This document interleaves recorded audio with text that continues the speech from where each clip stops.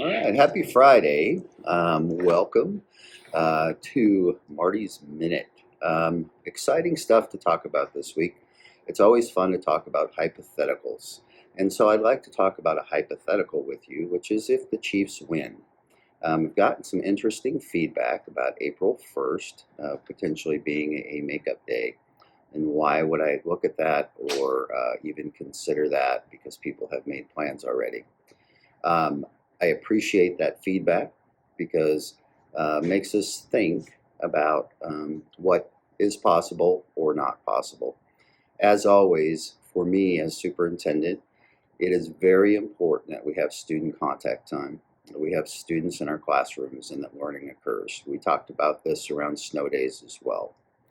I've had some suggestions. One of the suggestions is look at next Monday, February 19th, as the day.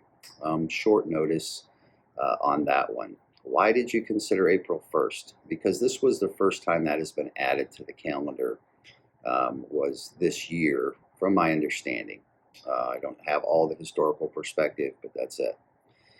But we did go back to the negotiated agreement. And in the negotiated agreement, it states that if we have four or more than four snow days, that the last day of the third quarter would be turned from a teacher work day into a student contact day.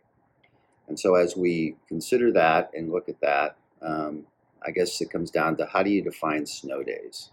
Maybe what we define it as instead is an unplanned day without school. That can be a snow day or that could be Chiefs win the Super Bowl day and the parade is going to occur. So if we look at it that way, perhaps the best way to do it is to turn that day at the end of the third quarter into a teacher contact day. As we know, we have state assessments coming up. We have other things coming up that we really like our students to be prepared for.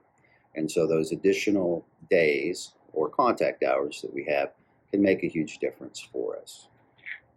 The other thing I'd like to talk to you a little bit about is there's going to be a data presentation by the DLT on Monday night. I've seen the data that is going to be presented. How exciting. There are some wonderful things that are happening around the district with student growth and moving students from our lower tiers into our upper tiers, particularly on the Fast Bridge. And so, wonderful job. Appreciate it. We'll see what happens on Sunday, and then we'll have more clarification Monday because we'll discuss kind of our options for the 14th, as well as potentially getting that student contact day back in our calendar somewhere. Have a great weekend.